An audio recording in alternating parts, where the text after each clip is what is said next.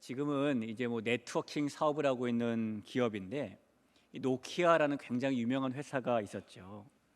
이 노키아라는 회사가 1998년 당시에 이 모토로라를 제치고 전 세계 휴대폰 산업의 1위를 차지한 기업입니다.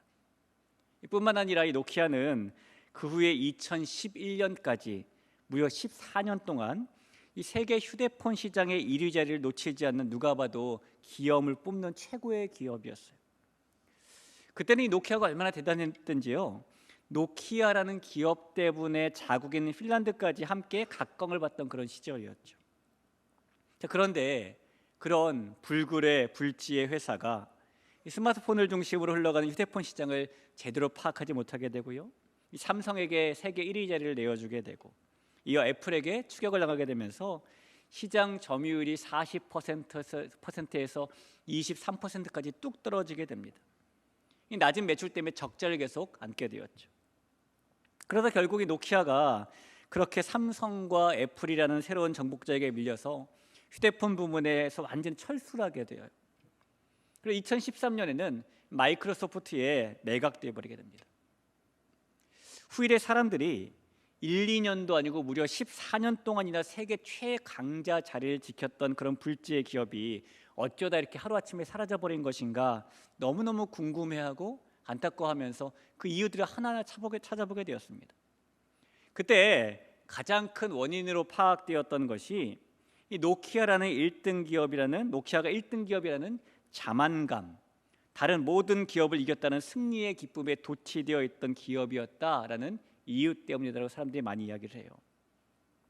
일례로 이 노키아의 전 CEO였던 올리페카 칼리스보어라는 사람은요, 2007년에 애플이 아이폰을 처음 출시하게 되자 뭐라고 말했냐면, 이 아이폰은 장난 같은 제품이다, 우리가 정한 것이 세계 표준이다 라고 평가절하를 합니다.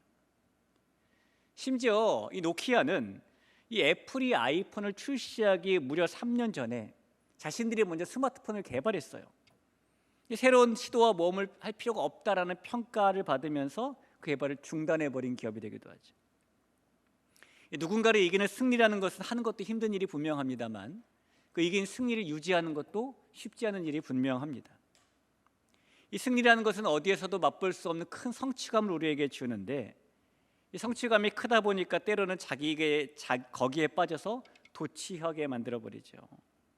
승리 후에 이 자신감이 높다 못해 너무 과도해져서 현실을 왜곡하게도 되고요, 그렇게 현실을 잘 파악하지 못해서 판단력이 흐려지기도 하고, 그래서 위험한 상황에 빠지기도 하는 겁니다.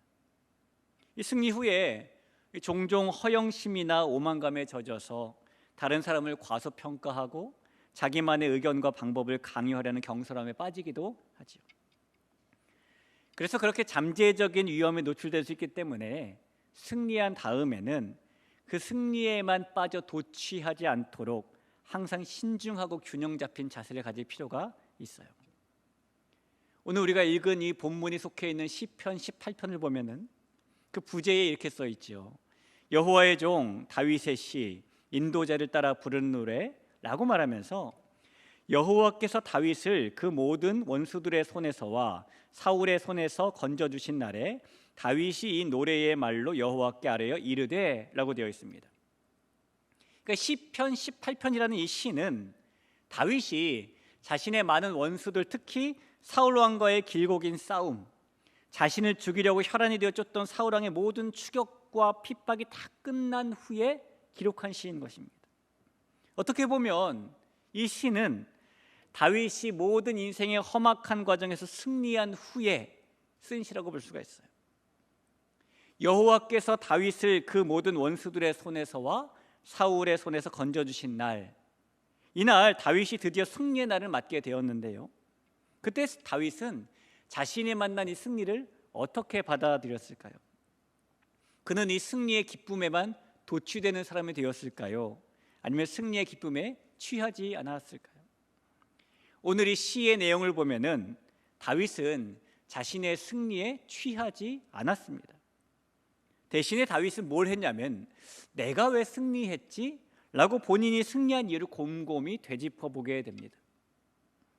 유명한 바둑 기사들은 대국이 끝나면은 이겼든지 졌든지 간에 항상 복기라는 걸 한다라고 하죠. 이미 끝난 바둑의 승부를 잘 기억해 두었다가 그대로 혼자서 바둑판 위에 한 수씩 재현을 해보는 거랍니다. 보통 바둑 시합을 한번 하면은 이 바둑알의 수가요 평균 300개에서 400개를 둔대요. 그러니까 복기를 하는 이 바둑 기사는 그 몇백 수를 다 머릿속에 기억을 하고 있는 것이죠. 이겼음에도 불구하고 한 번 더 복기를 하는 이유는 자신이 그 경기에서 승리할 수 있었던 일을 다시 한번 분석해서 다음에도 또 한 번 승부에서 밑거름을 삼기 위해서랍니다. 만약에 졌을 때는 패배한 이유를 잘 알게 되어서 다음 시합에서 실수하지 않고, 이겼을 때는 다시 한번 승리의 원인을 분석해서 또 이기기 하는 거라시죠. 이 다윗은 사울 왕에게서 최종적인 승리를 거둔 후에 지금 일종의 복기를 하고 있는 거예요. 그리고 복기를 하다 보니까 그래서 내가 승리했구나, 이것이 승리의 비결이었구나라는 것을 깨닫게 된 것이죠. 이 다윗은 일생 동안 전쟁터에서 삶을 보내게 되었습니다. 여러분, 우리도 뭐 총알이나 화살이 날아다니지는 않지만 이 다윗처럼 전쟁터와 같은 삶을 살고 있다고 말할 수도 있겠죠. 따라서 우리도 오늘 다윗이 그 전쟁터 평생의 삶을 살면서 발견했던 승리의 비결이 무엇인지 함께 발견해 봤으면 좋겠습니다. 자, 말씀드린 바와 같이 다윗의 평생은 전쟁터에서 매 순간 목숨이 왔다 갔다 하는 순간을 맞고 늘 죽음을 각오하고 싸워야 되는 그런 인생이었어요. 이 전쟁터는 직접적으로 생명의 위협이 있는 곳이 맞지요. 언제 죽을지 모르는 곳이 전쟁터입니다. 제가 예전에 이 교회에 등록하신 할머님 어르신이 계셔가지고 그댁에 신방을 가게 되었습니다. 등록 신방을 가게 된 거예요. 약속을 하고 찾아갔는데요, 마침 댁에 이 교회에 나오시진 않으셨는데 할아버님이 같이 계셨어요. 같이 앉으셔서 셋이 예배를 드렸습니다. 예배를 드리고 이제 두 분과 이제 이런 얘기 저런 얘기를 나누시는데, 할아버님이 가장이시잖아요. 할아버님과 중심적으로 이렇게 얘기를 나눴는데 할아버님께서 자신을 저에게 소개하면서 뭐라고 말씀하셨냐면요, 이렇게 말씀하셨어요. 내가 5분 소위요 그랬습니다. 여러분 혹시 뭔지 아십니까? 저도 듣고 뭔지 모르겠더라고요. 예? 내가 5분 소위요. 5분 소위가 뭔가요? 5분 소위를 설명해 주시더라고요. 이 할아버님이 20대 때 6.25 전쟁이 일어나서 이 군대에 장교로 입대를 하게 되었는데요, 이 전쟁통이다 보니까 정말 짧은 훈련을 받은 후에 소위 계급장을 달고 전장으로 보내졌습니다. 근데 그런 식으로 전장에 보내진 소위들이 훈련도 얼마 안 받았죠. 전투 경험도 많이 없죠. 전투가 시작되면 5분 안에 다 죽었대요. 그래서 5분 소위라고 부른다는 겁니다. 실제로 그렇게 이제 많은 장교들이 죽었답니다. 근데 그분이 이제 감사하게도 5분이 아니라 5년, 10년, 꽤 오래, 이제 50년이 넘도록 분단된 지 너무 그 정도 넘었으니까 제가 생존하신 거죠. 감사한 소식이죠. 여러분, 전쟁터라는 것은요, 그렇게 수많은 고비와 위기를 만나는 곳이죠. 다윗이 그런 곳에서 살던 사람입니다. 언제나 위기 앞에 그의 인생은 노출되어 있었고, 항상 언제 내가 죽을까, 내 옆 사람이 어제같이 밥을 먹었는데 오늘은 같이 밥을 먹지 못하는 생명을 잃는 사람이 되기도 하고, 그런 순간을 맞았던 사람이 다윗입니다. 자, 그런데 그런 순간에 다윗은 하나님을 향한 강한 믿음을 가진 용맹한 사람이었기 때문에 언제나 어렵지 않고 거뜬하게 승리를 거둘 수 있었을까요? 그렇지 않습니다. 다윗도 이 다가오는 전투마다 얼마나 두렵고 떨리는 전투를 맞았는지 몰라요. 여러분, 믿음의 사람이라고 해서 모든 일이 항상 척척 손쉽게 풀리는 것만은 아니지 않습니까? 믿음의 사람도 산적한 문제를 만나게 되고 매일매일 피가 마르는 것 같은 어려움 속에서 두려움 속에 떨기도 하죠. 이 말씀은 믿음을 가진 자여 왜 두려워하느냐, 평안해지라 라고 말씀하지만 믿음의 사람도 이 두려움과 걱정 속에 빠져 살기도 합니다. 아무리 믿음이 좋다고 하는 사람도 인생 가운데서 모든 사람들과 똑같이 넘어질 때도 있고요, 모든 일이 술술 풀리기는커녕 문제가 해결되지도 않았는데 또 다른 문제가 찾아오기도 하지요. 이 다윗이 매 순간 목숨이 왔다 갔다 하는 그런 전쟁터에서 어떻게 해서든지 자신을 죽이려고 하는 이 사울왕의 마술에서 어떻게 목숨을 건졌으며 어떻게 그럼 승리를 하게 된 것이죠.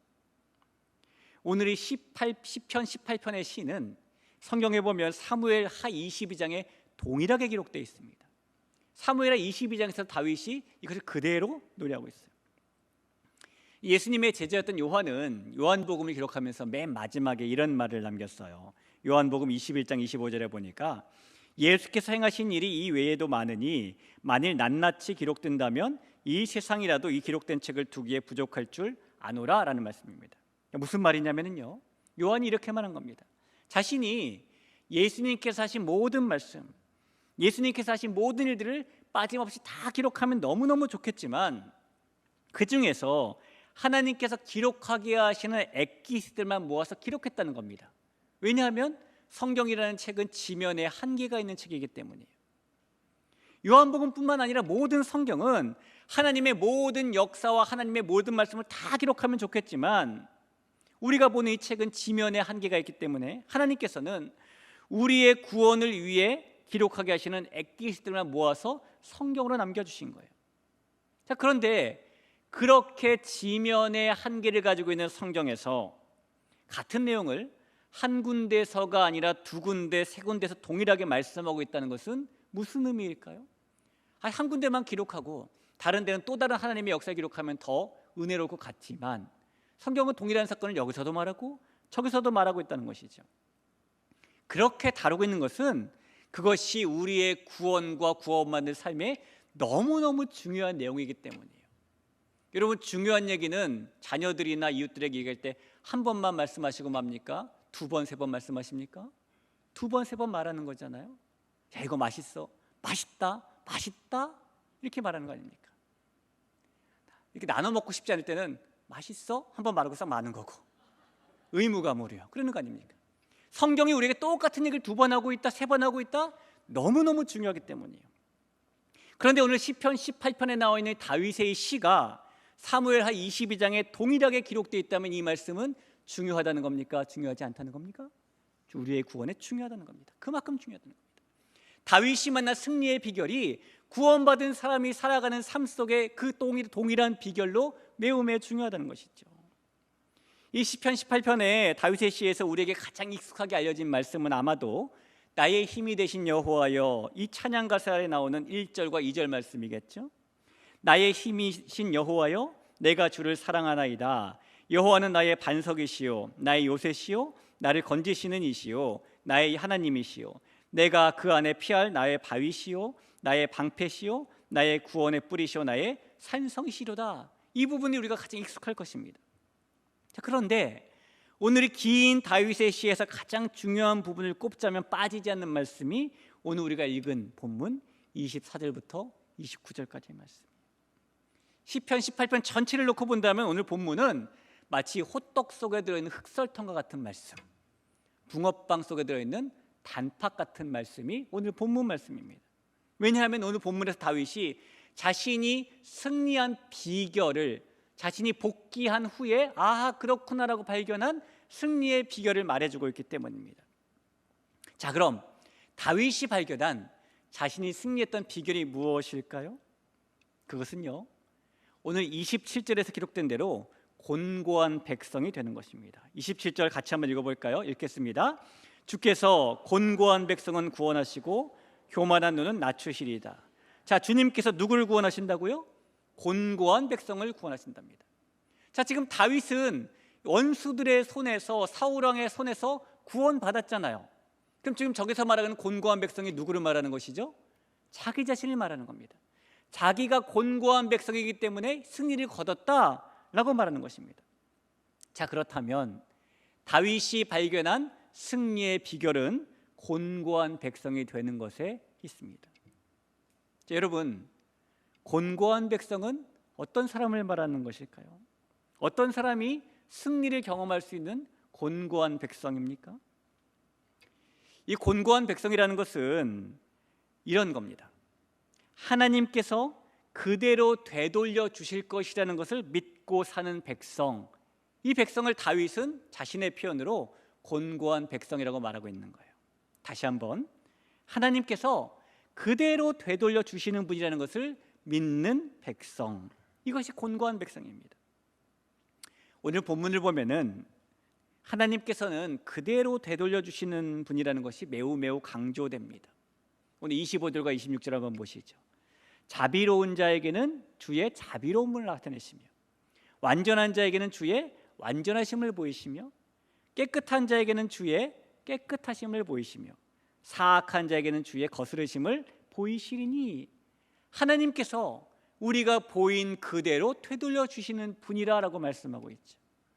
하나님께서는 우리가 자비로우면 우리에게 그대로 자비롭게 대해 주시고 우리가 완전하면 그대로 우리에게 완전하게 대해 주시고 우리가 깨끗하면 깨끗함으로 보여주시고 우리가 왜곡하고 꼬면 역시 그대로 되돌려 주시는 분이 하나님이시라는 겁니다. 따라서 이 곤고한 백성은 지금 이 사실, 하나님께서 우리가 하나님 앞에 보인 모습 그대로 우리에게 되돌려 주시는 분이시다는 사실을 믿는 백성을 뜻하는 겁니다. 이 다윗은 모든 원수를 이기고 사울을 이긴 그날에 승리의 기쁨에만 도취되지 않고 자신이 승리한 이유를 곰곰이 생각해 보면서 아하, 내가 하나님께서는 반드시 그대로 돌려주시는 분이라는 것을 믿었기 때문에 승리할 수 있었구나, 내가 그런 곤고한 백성이었기 때문에 오늘을 맞게 되었구나라는 것을 깨닫게 된 것입니다. 내가 너무 억울했지만 억울함을 사울왕에게 직접 풀지 않았더니 하나님께서 풀어주셨구나. 내가 언제까지 참아야 되나 라는 마음이 들어도 참고 또 참았더니 하나님께서 오늘 내가 승리를 만나게 하셨구나. 하나님은 정말 그대로 되돌려 주시는 분이시구나. 다윗은 이것이 자신이 승리의 날을 맞은 비결임을 발견했다는 겁니다. 그리고 다윗은 하나님께서 마침내 자신에게 행하신 일들을 기억해 보면서 이렇게 말하는 것이죠. 하나님은 반석이시요 요새시요 바위시요 방패시요 산성이십니다. 이렇게 말하는 것입니다.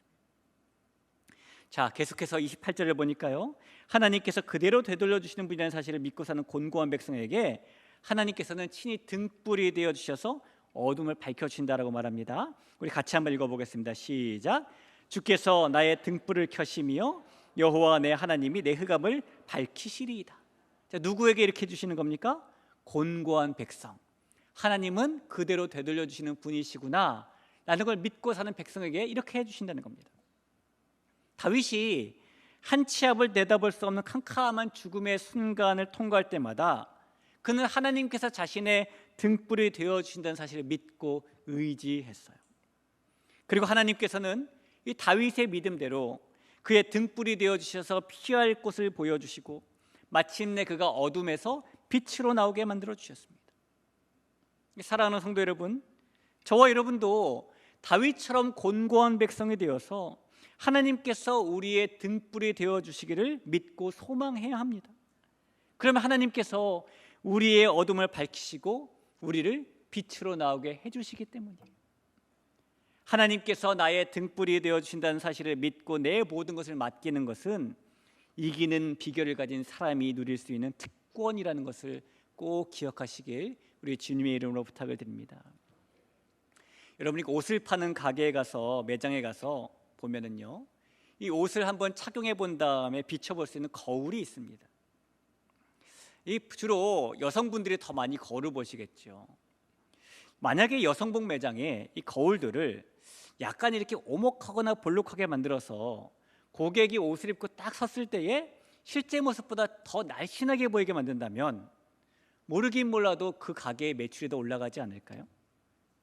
더 이쁘게 보이게 하고 더 날씬하게 보이게 만드는 그런 거울은 마치 마법의 거울 같을 겁니다.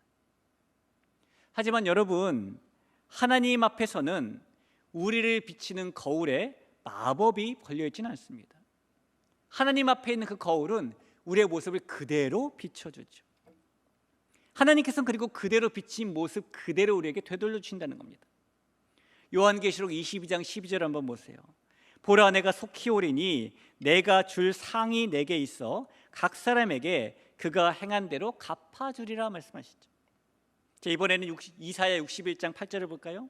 물은 나 여호와는 정의를 사랑하며 불의의 강탈을 미워하여 성실히 그들에게 갚아주고 그들과 영원한 언약을 맺을 것이라 라고 말씀합니다. 여러분이 이제까지 사시면서 오늘 이 시를 노래했던 다윗이 경험했던 그런 억울함이나 어려움도 많이 겪고 사셨을 겁니다. 이 세상에 손해보기를 기뻐하는 사람은 아무도 없을 거예요. 희생을 즐겨하는 사람도 없을 겁니다. 하지만 이 세상은 모든 사람이 다 이득을 보며 살 수는 없기 때문에 반드시 누군가는 희생을 하고 누군가는 손해를 봐야 되는 만한 일들이 꼭 생기는데요, 그런 일을 우리가 당했을 때 우리는 원통하고 억울하고 마음이 어려웠을 겁니다. 그러나 다윗처럼 그 모든 것을 우리가 직접 풀지 않아도 하나님께서 우리에게 그대로 되돌려 주신다는 겁니다. 하나도 견디기 힘든데 왜 이렇게 어려움은 끝없이 내 삶을 누르는지, 견디기 힘들어서 힘들어 죽겠다라는 말이 버릇처럼 나올 때도 있으시죠.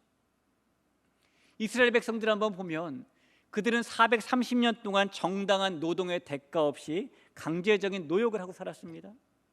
그러나 그들이 애굽에서 나오게 되었을 때에 애굽 사람들은 그 이스라엘 백성들에게 은금, 패물과 의복을 구하는 대로 다 주었어요.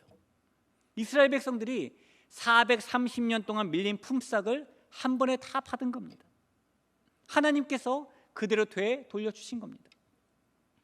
여러분, 우리가 다윗처럼 하나님의 일하심과 하나님의 주권을 끝까지 믿고 견디면 다 아신 하나님께서 우리에게 그대로 돌려주십니다.